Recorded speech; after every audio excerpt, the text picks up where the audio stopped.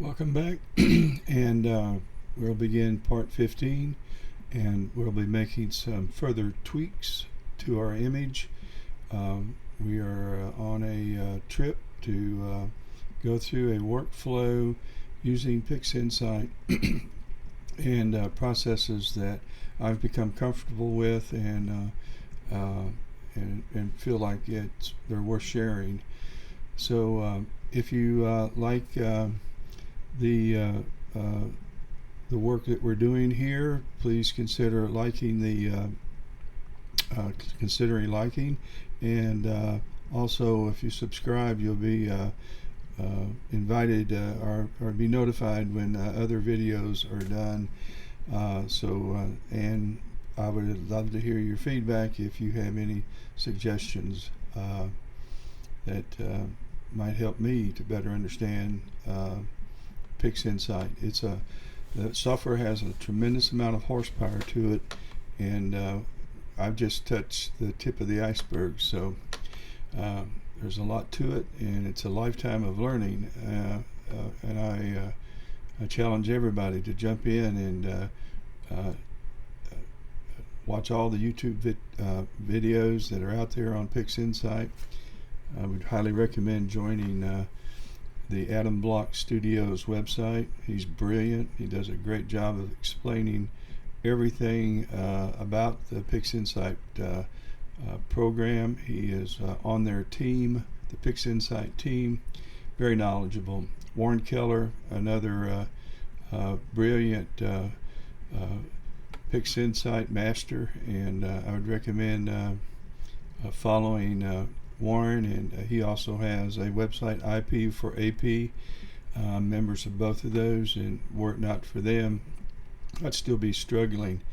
And plus, there's so many other YouTubers who have made such huge contributions, and I've borrowed all my ideas from everybody out there. So I thank you for that, and I'm here sharing what I now know. So let's go to PixInsight, and let's pick up where we left off. Pix is here, and this is our image so far.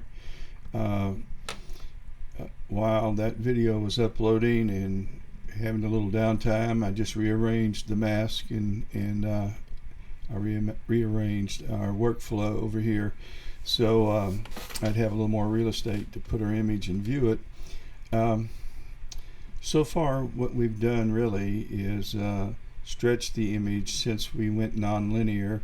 We ran the SCNR to it, and then we made some adjustments with the magenta removal background adjustment, and we did some color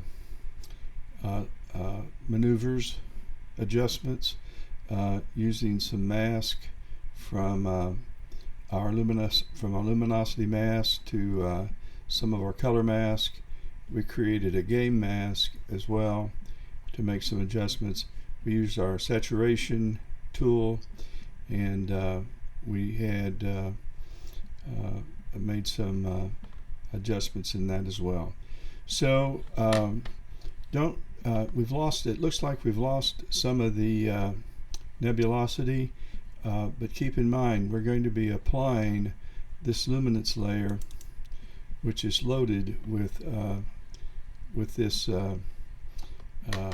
nebulosity. So this is going to bring out all of that luminosity. What we want to do is just make sure we have the colors in place and saturated sufficiently so that they'll show well once we combine the luminosity with the RGB image. Right now, though, I'm going to work on the stars. I'm not so concerned about the size of the stars or reducing the size of the stars. I'm probably a little more concerned about dimming down some of the smaller stars and making the star field less obvious. So let's bring up the Morphological Transformation tool, and I have this already set to what I routinely use, but every image kind of stands on its own, and adjustments need to be made from time to time apart from the basic adjustments that I have saved. So I'm going to add a preview, and let's put it right down here. Let's bring up our preview, and let's drag this over and see what happens to our stars. Okay, I like that effect. I don't think I'll make any changes to it, but here is after, before, after, before. I don't know if you can see the subtle changes, but it's going to dim down the smaller stars, and without making a major change to the nebula. If it did anything, it smoothed its Now, one of the things I can do is protect that nebula by adding a star mask and then applying this, but I'm choosing to keep this nebula because it has an effect of reducing some of the noise. So what we're going to do is get rid of the mask. I'm going to go up here to this box with the red X, click on that, and that gets rid of our mask. That's one way. You can also go up to preview, and you can delete them there if you had them. So we're going to apply this. Okay, so we have applied the Morphological Transformation tool, and that has the effect of really making our star field remove some of the less conspicuous stars, and I like it. So we can put that to sleep, and I will see you at our next video where we'll be doing some noise management, and we're in preparation of then now combining the luminance layer to the RGB layer, or to this layer, which I'm now calling the RGB layer. So before we go, let's change this to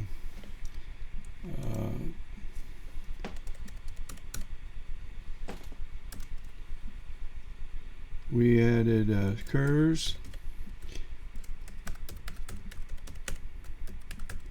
and saturation, and we added the morphological transformation. So there we go. We'll put this over here, and we will apply our noise reduction to this image. I'm going to have to decide whether I want to use TVG denoise or AC DNR, and I think with this image I'm going to use the AC DNR noise reduction with a star mask. So I'll see you at the next video, and clear skies.